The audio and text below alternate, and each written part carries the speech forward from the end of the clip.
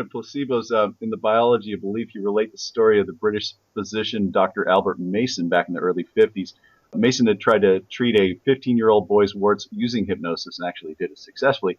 But unbeknownst to both the doctor and the young man, he was not treating warts at all. It was a lethal genetic disease called congenital ichthyosis instead. Yet he cured him of what was considered to be incurable. As a hypnotherapist myself, I understand just how powerful belief is in changing clients' minds and bodies. But mainstream medicine seems to dismiss the placebo effect as if it's just not even important enough to even consider. What's your take on that? Is that changing at all, or do they just want to sell pills?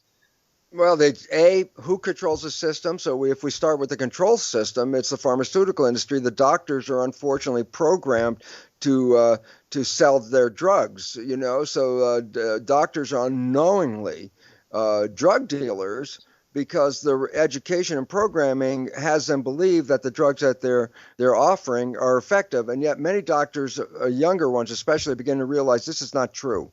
And unfortunately, it's just like, there's a standard of practice. And the relevance about that is they punish doctors if they don't follow what the standard is. And if the standard is to give a drug and a doctor decides not to give a drug, that doctor is liable for malpractice and all kinds of, threats against his practice.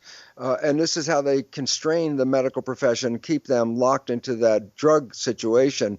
And the reality is, no, mind is important. And I go, well, why is this relevant? And here's the other thing, because this is one of the things that happened when I was at Stanford.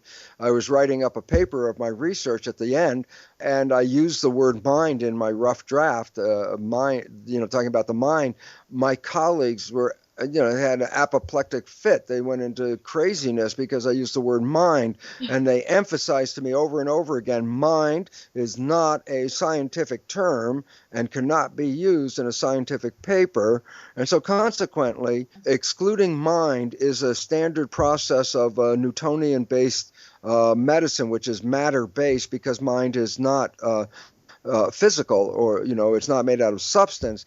And medicine is Newtonian-based, which is based on chemistry, physical things, matter. And therefore, mind has always been left out from the very beginning of medicine. And yet, and this is the crime, they're totally aware of the placebo effect, but they also, as you mentioned, are totally capable of ignoring it and not dealing with it. What's the most interesting thing about the placebo effect?